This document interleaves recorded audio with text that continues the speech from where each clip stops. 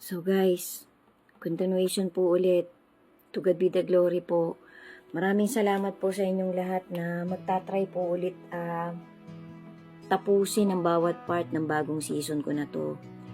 Maraming salamat po talaga. Ang Panginoon na po ang bahalang magbalik ng mga pagbibigay nyo sa akin ng konting panahon nyo para makakita o makadinig ng mga duktong-duktong kong maliliit na motivation na magiging booster po bilang dagdag sa faith, sa napakaliit na faith ng bawat isa sa atin.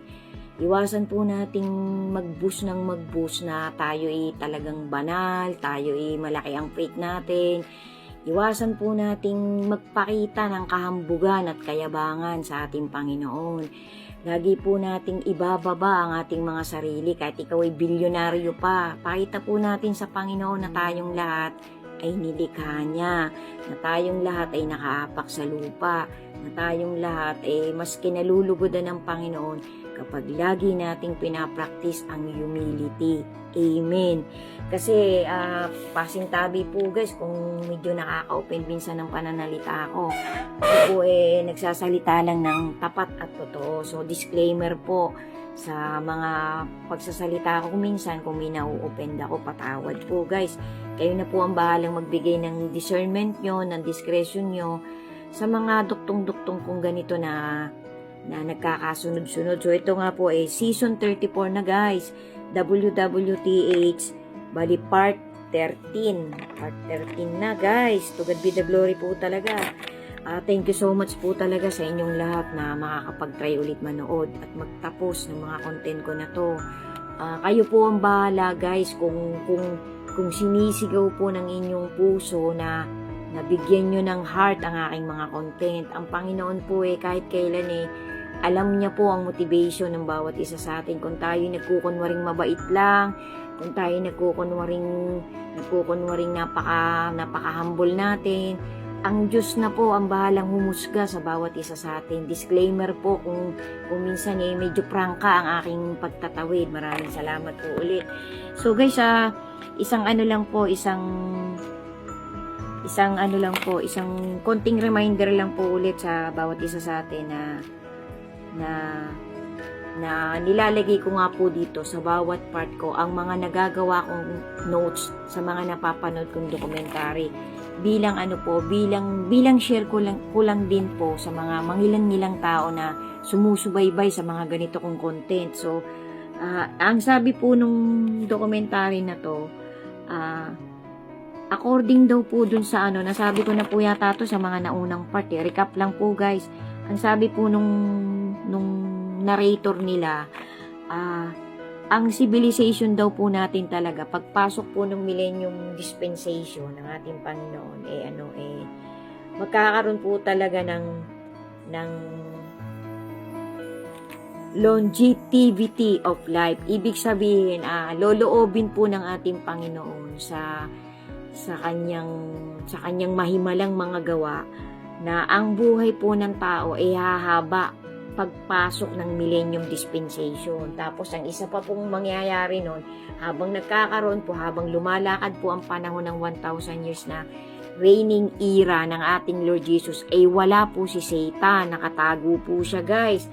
So hindi po natin ubod maisip kung ano talagang mangyayari sa 1,000 years na to. So bali, ito pong dokumentaryong to, nagbigay lang po sila ng mga senaryo na kung iisipin po natin, biblically rin po yung iba, yung karamihan po na senaryong binigay nila sa kanilang pagtatawid, sa kanilang dokumentary, biblically rin po, inspired.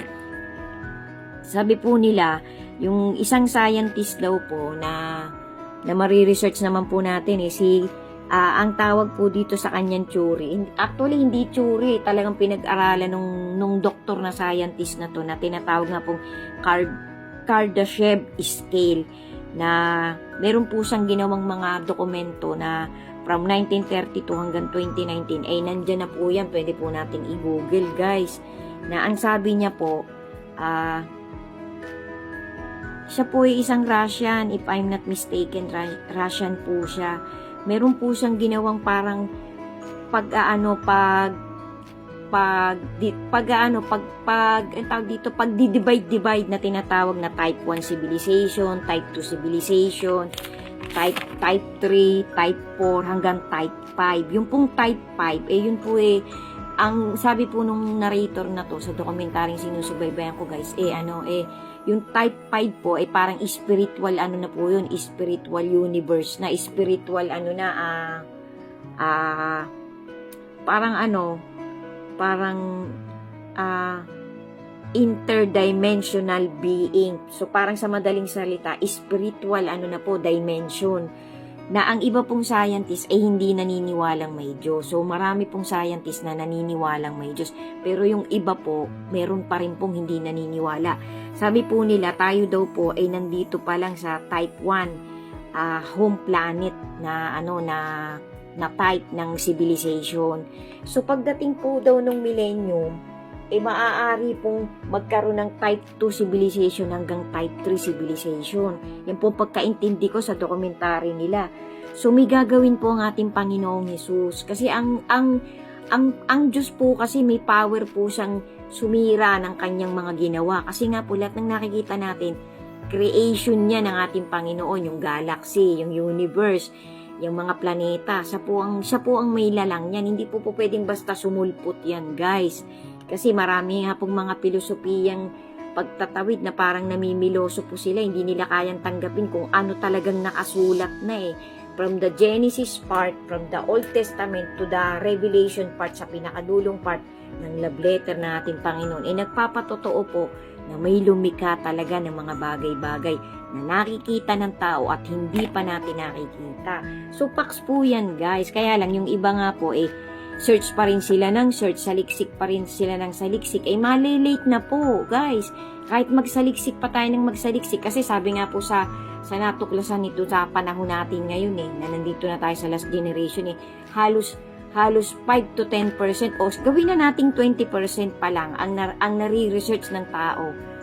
Magagahol na po tayo sa oras kasi pabalik na po ang Panginoon pabalik na po si Kristo So kumbaga sa wala pa po, hindi pa po nakukumpleto yung nakikita dyan sa sky, yung nakikita sa ilalim ng lupa, sa dagat.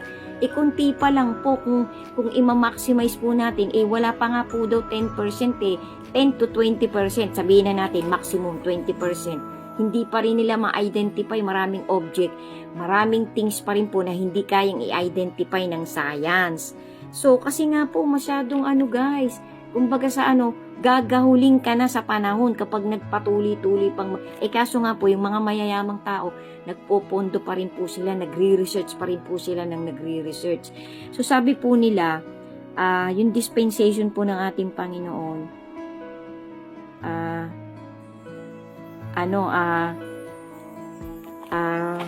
super high-tech. Super high-tech kasi nga po ang panahon ng dispensation ng ating Panginoong Hesukristo magpapakita ang ating Panginoon ng mga kakaiba na hindi kayang ipaliwanag ng isang ordinaryong tao. Tapos bibigyan po niya ng parang immortal yung normal na tao Kasi ang panahon po na yun 1,000 years.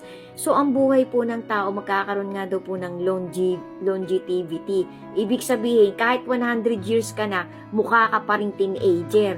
Iibahin po ng ating Panginoong Hesukristo, guys. Ang dami pong pagbabago mangyayari.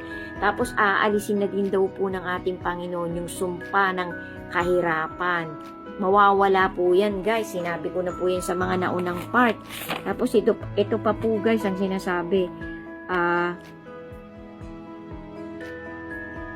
Yun nga pong magiging mga tao nun, parang mararanasan natin ang type 3 civilization. Yan ang sinasabi nila na ang tao halos aabuti ng 800 to 900 years. Kasi bubuuin po yung 1,000 Hindi po pwedeng magkulang yung 1,000 na yun Kumpleto po yun So, bali sabi pa po nila,